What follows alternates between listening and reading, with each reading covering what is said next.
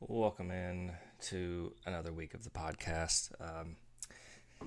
Being recorded Halloween Day. Want to start off by mentioning that if anybody wants to join next week, please reach out. I know it's not very fun at the time, but this gets boring listening to me every week. I think it's nice to have fresh opinions and fresh takes on the podcast. Anyway, so getting down to the nitty gritty here, let's look at last week's matchups. Upset of the week, if I do say so myself. Undefeated Becker is no more. Got Avada Kedavra by Lord Voldemort. So, I had a pretty good week. You know, Kyler and Trey McBride, 47 points between the two. Only Amon-Ra and Brian Robinson scored less than, 16 points. Was quite nice. So, Becker just kind of, down week a little bit. Saquon didn't perform, Burrow didn't perform, and then my team did. So, just one of those things. Anyway, congratulations to me. Kim curb stomped her husband. It just 0 from Minnesota. Only 1 point from Jordan Mason, who's now hurt. Jordan Love, 5 points before he got hurt. Jaden Reed, Romeo Dobbs. I literally said starting 2 Packers was not going to be a good idea. And turns out it wasn't. But didn't have too much of a choice. You didn't think Debo was going to play. Would have started Mostert. But, hindsight's 2020. Kim's team, Baker Mayfield, looks to be maybe matchup proof. We're going to find out this week against Kansas City. Everybody else did pretty well. Zach Moss, but congratulations, Kim. Let's move on to Matt and Jordan, where Jordan takes down Matt.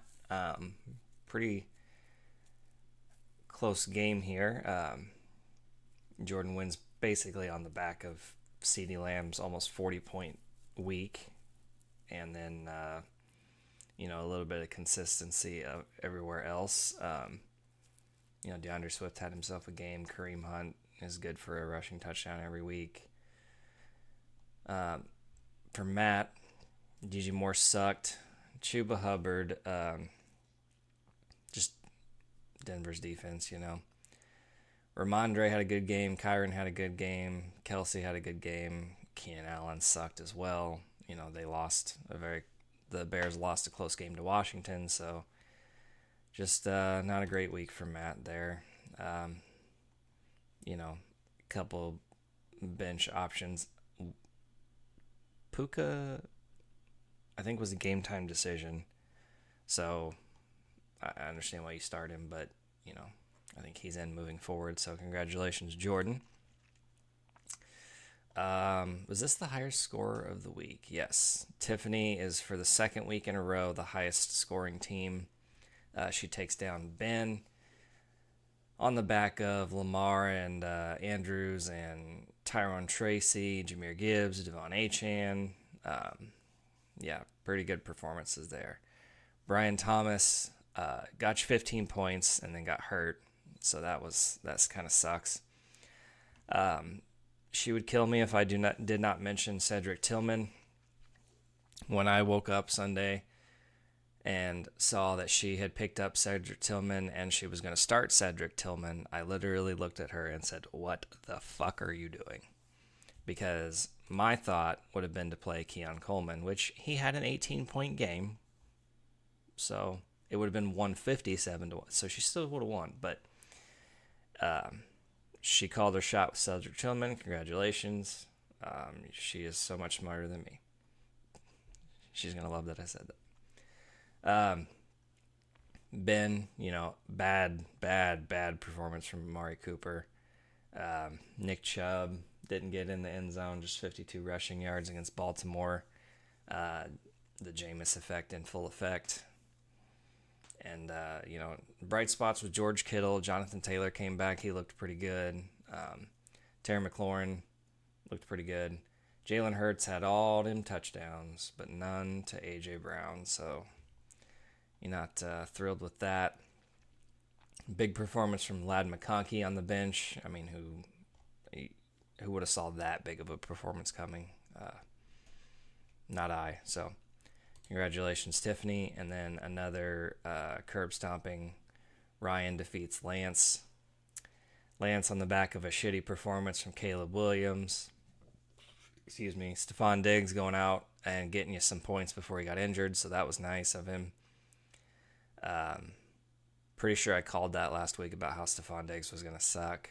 I mean, he got 12 points, but he's out for the year now, so I'm going to put that in the win column for me.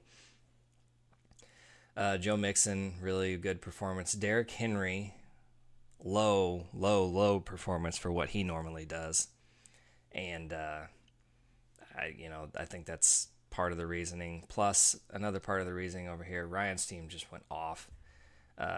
Sam Darnold, Marvin Harrison, Josh Jacobs, J.K. Dobbins came back with a touchdown.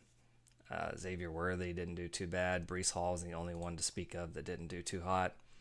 Even had a 22 from Calvin Ridley on the bench. But I think Lance definitely should have played Caleb Williams. It wouldn't have made a difference, but I'm just saying, Caleb Williams is... I don't believe in the talent. I personally believe Drake May is a better quarterback. I feel like if they would have taken Drake May, the Bears would actually be decent right now, but, is what it is. So, quick look at fab offers. Make sure that, it's showing my screen. Okay. Oops. Sorry. So where are we at right here? Josh Downs picked up for only $14. I'm kind of shocked by that. Matt had a lower bid. This was after the news that Joe Flacco is going to be starting for, they say, the rest of the year. I mean, who really knows? But Josh Downs has been really good in every game that Joe Flacco has played. I wish it showed fantasy point. I understand why, but I mean, last week, 4 receptions, 109 yards, and a touchdown. I don't know. Josh Downs is really good. Anyway. Michael Wilson, Cincinnati's defense, Washington's defense, New Orleans defense, and Jalen Tolbert. So I don't know why that says invalid claim due to previous transaction. Maybe it's because you tried to pick somebody else up. Yeah, I guess Michael Wilson was above. And anyway, that was the only to note of thing that happened on waivers. I mean, some of this other stuff happened, but anyway. Standings look like this. So even though Becker lost the game, he's still in the lead. And as of right now, so exactly how it is on here, the playoffs are correct right now. If the league was to end today, I would be in the playoffs only because I have a very, very slight, 8-point lead over Ben in the points for category. So, me and Ben look to be fighting it out for that Ben seed slot in the playoffs. So this week, instead of sitting here for ever and ever and ever going over the matchups, I wrote down notes. So me and Kim play this week. I have Kim winning a close matchup. I think I'll do all right, but I think Kim still wins. Mostly because of the JJ and Hawkinson combo against Indianapolis this week. I mean, Indianapolis is god awful, and Justin Jefferson is going to eat if Hawkinson's really not on a snap count like they say. He should also eat against Indy. Those are the positives for her. The negatives, Jacoby and Judy. And I have Baker Mayfield as a negative, even though I'm kind of like second guessing myself here. Baker Mayfield has been good in every matchup that I've doubted him, and he is going to have to throw, I think, quite a bit against Kansas City. So maybe it won't be that bad, but I mean, I'm hoping it is that bad, but oh, and she has James Conner going up against Chicago. You cannot throw on Chicago, but you can run on them a little bit. So, and over on my side, the only matchup that I'm just like really excited about is Alvin Kamara versus Carolina. That looks really juicy, but that's why I have her beating me. Moving on to Becker and Tiffany, battle of the top of the standings here. I have Becker winning the matchup. Really like Saquon against Jacksonville, Joe Burrow, Jamar Chase against Vegas, Neighbors against Washington, Bijan against I can't even read my own writing right there, but I can look up, and Bijan's against Dallas. Okay. Those are all really positive matchups. The only negative one, well, I have two negatives on here. Zay Flowers, don't like it, just because of, looks like Mark Andrews is back. But if Zay Flowers does catch a touchdown, that kind of helps negate the Lamar touchdown if it happens. So, and I don't like Jalen Waddle against Buffalo. Jalen Waddle's in the blue medical tent every other play, it seems like, and Buffalo has a pretty good defense and usually performs well against Miami. So, yeah. Tiffany has been hit with injuries, but I do like Gibbs and Achane this week. Achane, if you can do anything on Buffalo, it is, backfield running back shit. So Mostert and Achane really like it this week. Lamar Jackson's dealing with an injury that's not good. I'm not looking for a repeat performance from Cedric Tillman. Brian Thomas is hurting. Don't know if he plays. T. Higgins is hurting. Don't know if he plays. Tyrone Tracy is hurting. Don't know if he plays. Don't know if you can play Deontay Johnson just being traded to Baltimore. So it is for those reasons that I have Becker winning this matchup. Matt and Tim, let me flip my notes. I have Tim upsetting Matt. And my reasonings is because I really like the matchups for Josh Allen, which is Miami, Jaden Reed at Detroit, Mostert as previously mentioned, and actually looking for a little bit of a performance, which this is why I was talking about Baker a minute. This kind of contradicts what I said about Baker a minute ago. I think Jalen McMillan, I think it was last week, he had 3 targets, or he dropped it or Baker overthrew him, that Jalen McMillan would have had much more of a fantasy day if those things didn't happen. I think it's getting acclimated to his new receivers. I know Kansas City normally shuts down like your best option, but I don't know if they're going to consider the best option Jalen McMillan. I think Kansas City shuts down the run and makes Baker pass and just tries to, cover it up. And I think McMillan gets one free and gets a touchdown. So I do like those things. And then I just wanted to look at Tim's bench again. This is just a graveyard. McCaffrey, Mike Evans, Jameson Williams, Debo on a bye, Jordan Mason on a bye, Jordan Love hurt but wants to play. I would not play him again with you having Josh Allen unless there's a bye week. But the things I do like about Matt's team is Kyron Williams and Chris Olave going up against Carolina. I think that would be really good if Derek Carr is back. If not, yeah, I didn't just say that.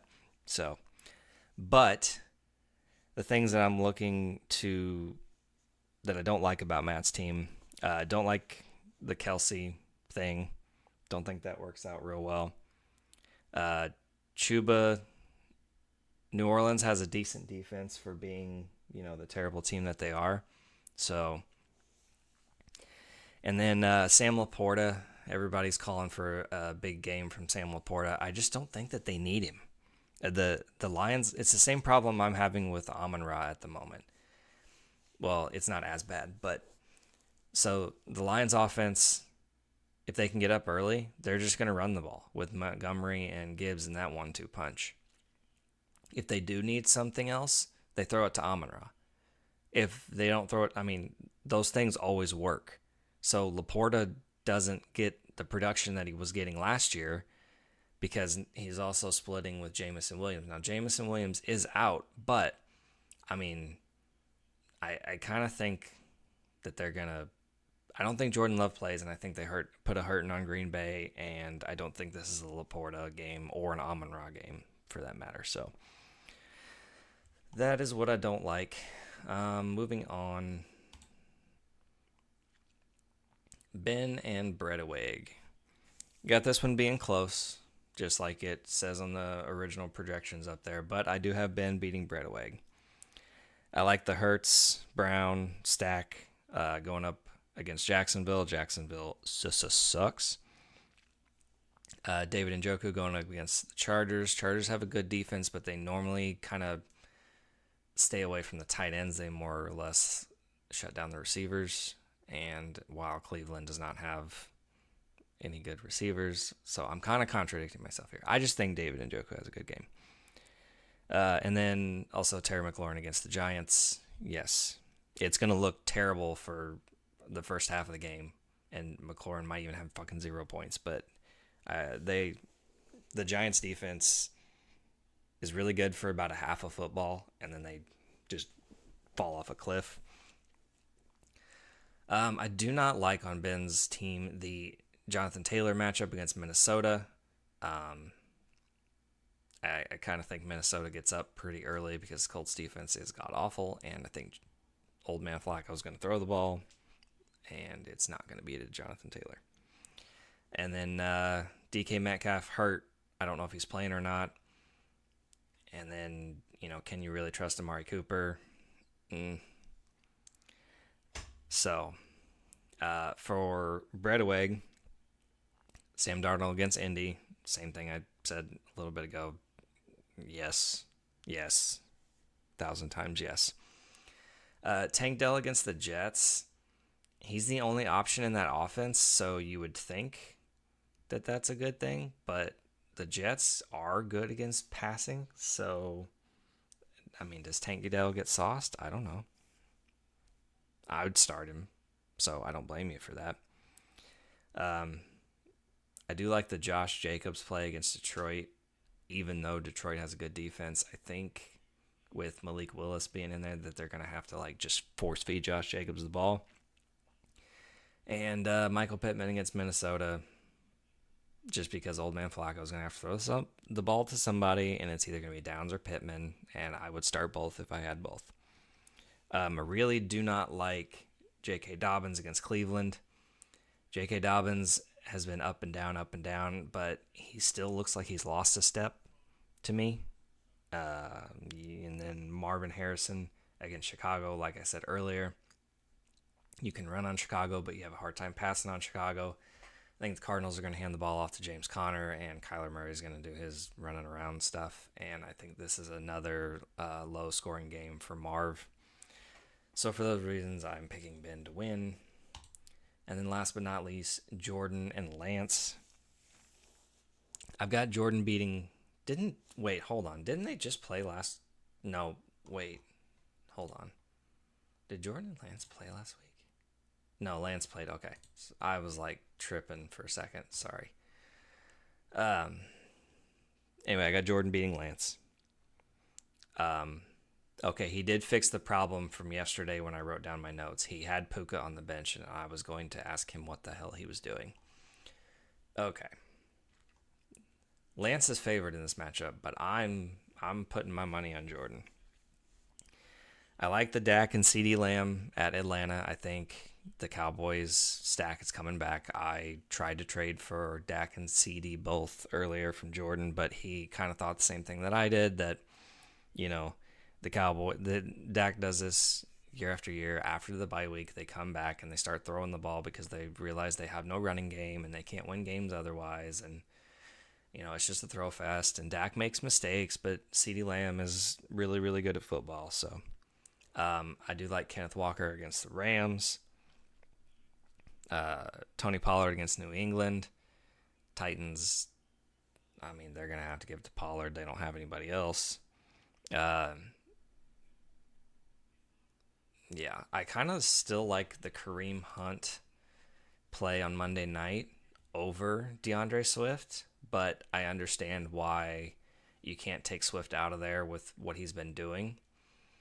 And I also like the Khalil Shakir, but I understand again why you can't play him over Drake London. So anyway, on Lance's side, he still has Caleb Williams in, and it's because Brock Purdy's on a bye. I do not like this Caleb Williams play. I know Arizona's defense is terrible, and I may eat my words there, but I still think Caleb Williams will either do really good or find a way to fuck it up. And if I have to put my money on it, I'm putting my money on a way to fuck it up. So, for Lance, the things that I do like is I like Aaron Jones against Indy for the reasons that I've said earlier. You start every one of your players against Indianapolis this year. It's just a thing. And then Joe Mixon. I don't think the Texans are going to be able to throw the ball tonight, and that seems like it's going to be a Joe Mixon game. Dude's been amazing this year, and I think he could easily outscore that 17.4 projection that they've got him for. And I picked Jordan to win because I think this is yet another slower game, or like lower scoring game from Henry. I don't trust Devontae Adams tonight. I don't trust Tyreek Hill. Like I said earlier, Buffalo finds a way to shut down Tyreek Hill every time they play. Not shut him down, but you can't shut down Tyreek, but you know what I mean. Lower scoring. And he's got a bunch of bye week stuff, so I get you're just kind of forced to start like Chase Brown and stuff like that. But anyway. So yeah, those are my projections for the week.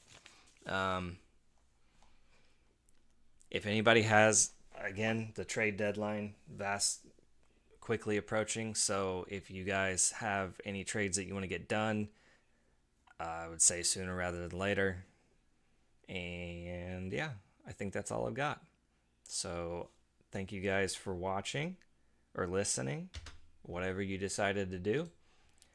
And I will see you next week. If anybody wants to join me again, please let me know. Have a good and happy Halloween.